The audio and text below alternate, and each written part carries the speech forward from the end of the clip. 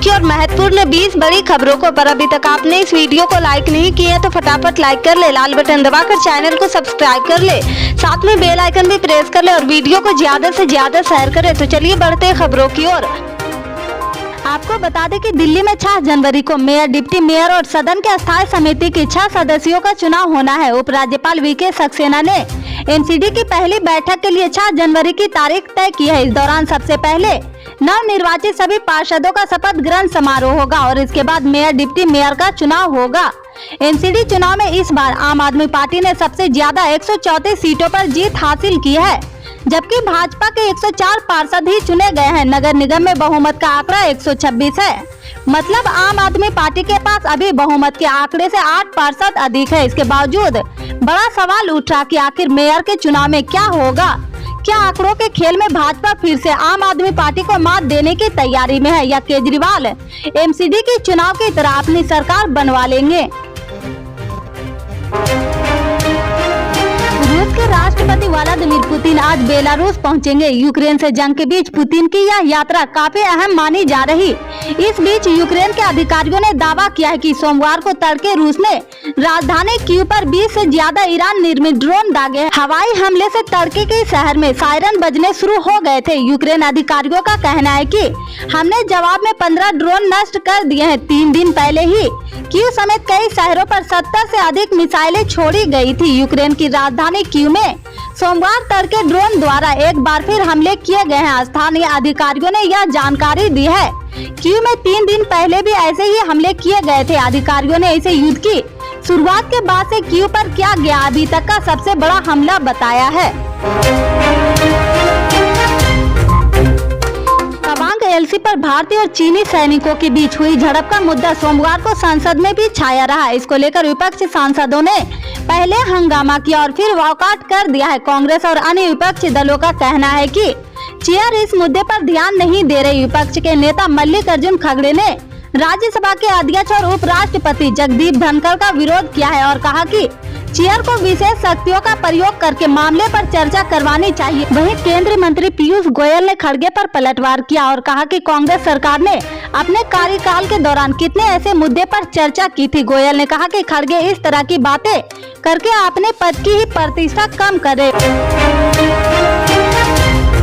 कांग्रेस अध्यक्ष मल्लिकार्जुन खड़गे ने एक बार फिर भाजपा पर तीखा हमला बोला। उन्होंने कहा कि हमने देश को आजादी दिलाई है।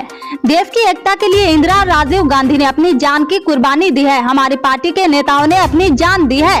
आपने क्या किया है? खड़गे ने आगे कहा कि आपके घर में कोई देश के लिए कुत्ता तक मरा है क्या? क्या किसी ने कोई कुर्बानी दी है? खड़गे के इस बयान पर विवाद खड़ा हो सकता है। बता दें कि इससे पहले गुजरात चुनाव में खड़गे ने पीएम मोदी की तुलना रावण से कर दी थी। इस पर काफी बवाल मचा था। मल्लिकार्जुन खड़गे ने यह बात राजस्थान के अलवर में भारत जोड़ो यात्रा के दौरान एक जनसभा में कही है। खड़गे ने कहा कि हमारी पार्टी के नेताओं ने देश के लिए जान दी है, इन लोगों ने कुछ नहीं किया है, फिर भी आज यह सबसे बड़े देशभक्त बनते फिर। खड़गे ने कहा कि हमारी पार्टी के लोगों ने देश के लिए कुर्बानी दी है, इसके बावजूद अगर हम कुछ भी बोलते हैं तो हमें देशद्रोही बता दिया जाता है। खड़गे ने देश में डेमोक्रेसी की हालत पर चिंता जताई है। चीन में कोरोना से जुड़े प्रतिबंधों में छूट दिए जाने के बाद हालात बदतर हो गए। सोशल मीडिया पर इसको लेकर लगातार चिंता जताई जा रही।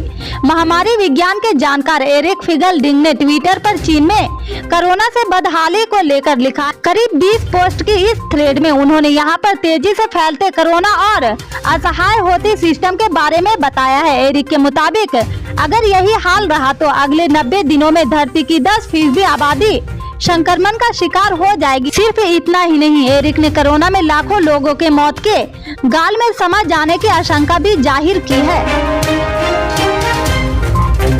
कर्नाटक और महाराष्ट्र के बीच दावेदारी में फंसे बेलगावी में बॉम्बे सरकार के आखिरी विधानसभा सत्र के आयोजन को लेकर विवाद छिड़ गया। कर्नाटक विधानसभा का 10 दिनों का सेशन यहां चल रहा है, जबकि महाराष्ट्र में एक तबका इसका विरोध कर रहा। कर्नाटक में पड़ने वाले बेलगावी जिले में मराठी भाषी लोगों की बड़ी संख्या है। इसी के चलते महाराष्ट्र की ओर से इस जिले पर दावा किया जाता रहा और उसे राज्य में शामिल करने की मांग होती रही है।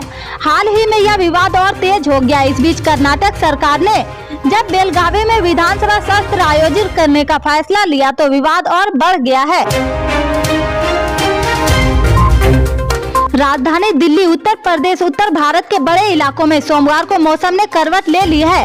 अब तक जहां चमचमाती धूप निकल रही थी, वहीं सोमवार को सुबह कोहरे की मोटी चादर छा गई।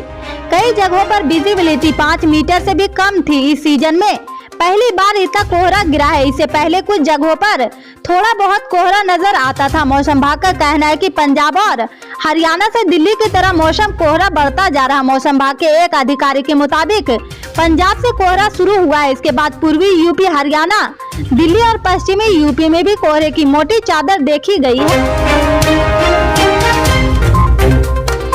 बिहार में छपरा से लेकर सारण तक, बेगूसराय से लेकर सिवान तक जहरीली शराब पीने से दर्जनों लोगों की मौत हो गई।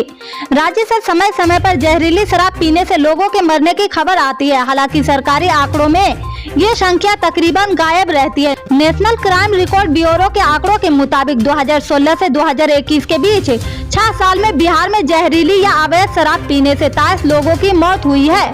लेकिन अवैध या जहरीली शराब सिर्फ बिहार की समस्या नहीं है। देश के लगभग सभी राज्यों में अवैध शराब का कारोबार धड़ल्ले से चल रहा। हर साल लाखों लीटर अवैध शराब जब्त भी होती है, लेकिन इस पर पूरी तरह से रोक नहीं लग पा रही है। इससे आगे के अपडेट्स को जानने के लिए जुड़े रहे हमारे राइट न्यूज के साथ। मिलते हैं फिर बड़ी खबर में, तब तक के लिए जय हिंद।